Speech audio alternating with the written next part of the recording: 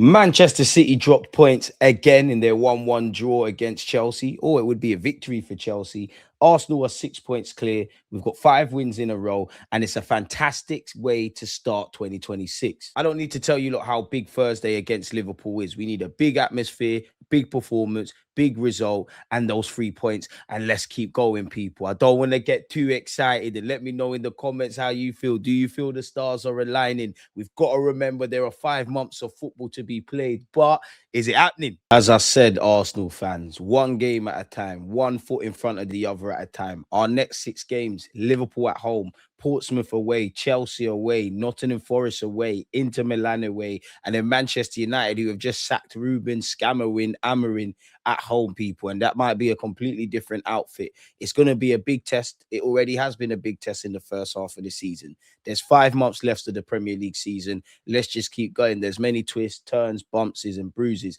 As much as I'm obviously happy, people, that, you look at City, they're dropping points, even though I wanted them to batter Chelsea. I think, there's plenty of other times for them to drop points. We're going to drop points. They're going to drop points. I'll take any lead. Even though I've seen my team be the chasers and the chasing, I'll take any lead naturally when you're trying to win a Premier League title, especially when we're doing our jobs. But again, not to pour cold water, 6 points in January doesn't really do much, really. God forbid, but if we lose our next 2 and City go and win their next 2, what's happening?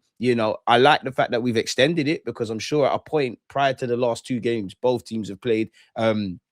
We had a 2-point lead. It's been changed to 6. And I must admit, if we was playing a team with a head coach who hasn't been a professional manager before, after seeing what our title rivals in Arsenal done in a courageous 5-goal thriller against Bournemouth, I know the sentiment and the talking points, but it is what it is. We just need to win this trophy for ourselves. There's 4 opportunities. Let's go and do it. The current state of play for Arsenal is good. It needs to be great. We can't be excited. We can't rest on our laurels, man. Let's just keep it going and flowing. At this point, if you can't see that Declan twice, double deckers, Declan at the double is an absolute world-class player, you're just saying, hey, I can't lie. The man does everything. He does everything in the 8, does everything in the 6, mops up, chips in with goals, talisman, leader, even gassing up Gyökeres after the game. There's no way I can put into words how much Declan Rice means to this football club. He's a linchpin in that side. He really is a lighthouse, and we've only scratched the surface in terms of his ability. He even put in the shift at right back a few weeks ago. I think the most thing I could say about Declan Rice is you scared me when you did the knee slack, because we all prayed on that knee, people. Make sure you keep that knee intact, Declan. But Declan twice, absolute madness, effective and efficient in both boxes. I can't talk up Declan Rice enough. Becoming a complete version of himself and becoming a complete midfielder. Can get goals, can mop up, takes corners, just does everything. There's no job is too difficult for Declan Rice, people, man. He grinds like he ain't got money to pay for his rent. And I love it at Arsenal Football Club. Declan twice, leader of men. Leader. Big up everyone who had healthy and constructive and balanced opinions regarding all of our footballers, just like Martin Odegaard. Martin Odegaard's put 3 good games on the spin. My Capitano, my class region, he's back and reminding people what he's on. Odegaard, I know about your quality. Form is temporary, class is permanent. I just need a body of work. I just need a run of games. We've got 3. I need 4. I need 5. I need you to source against Liverpool. If I'm honest with you, you were actually trying to find Gyökeres a lot, and actually our whole team was trying to find Gyökeres a lot. But Gyökeres ain't the purpose of this video. Big him up anyways. Zubamendi as well. Hail up Zubamendi, man. Zubamendinho showing his quality. Odegaard and him in particular. Some of their attacking moves are actually brilliant to see. And now I need my boys, all of them. We've been good in this first half of the season. Now we need to be great. Now we need to chase the illusion of perfection, because that's what wins you one, if not all of the 4 trophies like some Arsenal fans want. And who wouldn't want to win every competition you're eligible to play in? So yeah, man, both of them keep doing your thing, but we need to just keep it up. It just needs to keep going now. I don't want to be that guy, but I do miss watching Eze play for Arsenal Football Club. What's that? 3-4 games on the spin, he hasn't been used. And I would say to Arsenal fans, yeah, before I say the other part, you have to get used to it, because a lot of us want to cry about depth, say we've got positions, talk about rotation, want us to have some continuity in the 11 and getting performances. And then when it's players that we hold in high regards or players we like, we're upset that they're not involved in the squad. Granted, if we were showing inconsistent form, like if we was in a Man United situation and we had, like with them, like we was them and they had Kobe Mainoo, then I would give, sense to it, like, yo, why are we not playing this and doing that? But you look at our situation, we're winning games. I'm not saying we don't need to rotate. I'm not saying we don't need to play players. But when you're getting 3 points, the boys are doing what they need to do. As much as I want rotation and everybody to play and everything to be fair, that's not how you have continuity on a football pitch and get results. And the main aim of the game, especially in this festive period that we're coming out of, is winning games. And as long as we're doing that, great. Now, Eze hasn't pulled up any trees on a consistent basis. He's had fantastic moments and we love him. And I do think he needs to play, if I'm honest with you. Bayern, you know what, Bayern, City, Newcastle, the list goes on. Eze's been fantastic. But Trossard's locked down that left-hand side. That was a way of getting Eze in. Odegaard's now putting form together, and we know he's the captain, and Arteta was going to play him. You're not going to see Rice or Zubamendi drop to go with two eights or whatever with Eze and Odegaard. So we just have to get on with it. I know Arteta has said Eze's played a lot of football, and he has, because there was a point we were saying, yo, why isn't Eze getting any rest? What's going on there? So maybe this is the flip side of it. And I know Arteta's mentioned that he's played more games than ever before. And that is true. I do think that's a bit of a cop-out from the gaffer. I think, you know, he's just not in the plans. We're not even in the plans. It's not the right thing because everyone's in the plans. He's just not flavour of the month at this moment in time, innit? The other boys are in a good patch of form. They're doing what needs to be done, whether it's Saka or Madueke, whether it's Trossard off the left. Obviously, Eze's not going to play up front. Odegaard's doing what needs to be done. Rice and Zubamendi are doing all right. The team kind of picks itself.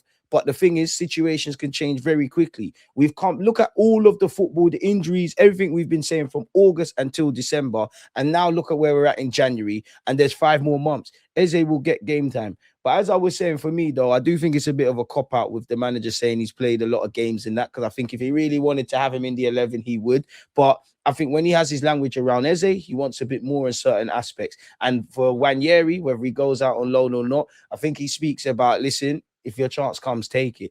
But so far, so good. Again, the collective is all that matters. Everyone will be happy, including these players, if we win a trophy. Of course, I want Eze and Odegaard fighting for assists, like the record assists in the Premier League. I want Gyökeres scoring mad goals, or whoever's up front fighting for the Golden Boot, even though you're not going to beat Haaland to that. I want Saka and Rice and PFA shouts. I want Raya and my defense to pick up all the clean sheet accolades there is. You know, I want all of that, all of these things. I want everyone to get a fair chance. But unfortunately, like in life, if football was fair, we'd all have a lot less. And the only statistic that matters is out of the 20 teams in the Premier League, Arsenal are top. We've won a trophy. Everything else is secondary. But that's just my thought. We have to hail up our centre backs. We know how good both William Saliba and Gabriel Magalhaes are. We know the journey we've been on. We love them both. To have them both signed to new deals, regardless of how it pans out, is crazy, people. Gabriel Magalhaes, big up yourself, because he only takes temporary L's. You know, big him up. When he messed up for the goal against Newcastle, you know, not tracking Waltmarder,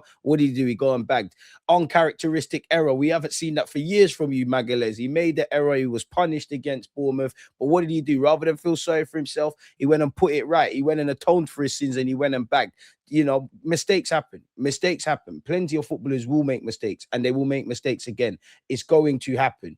It's how you stand up to be counted that separates the men from the boys. And he stood up to be counted. And even that, his mistakes to getting it right ratio for Arsenal Football Club is a madness, really. So we have to allow him. Just don't attempt that pass again. I don't know if you thought Rice or Zubamendi was going to be there. I don't know if you thought you could pull off that difficult one with Timber, but it's all fun and games, man. Big up Gabriel Magalhaes. We know William Saliba's a bad boy in this football thing as well. We know how great he is. But I think in the last 2 games in particular, you know, when you've been just silently good, he's always good, but you know, when you've been silently good and for whatever reason, you're kind of lost in and amongst the noise, great stuff from you.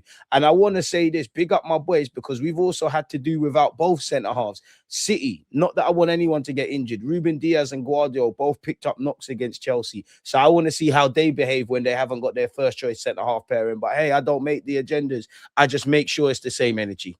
Arsenal have now won their last 4 Premier League matches, coming against teams they failed to beat in the equivalent fixtures last season. We drew against Brighton at home last year. We lost at Bournemouth away. We drew against Aston Villa at the Emirates, and we also drew away to Everton.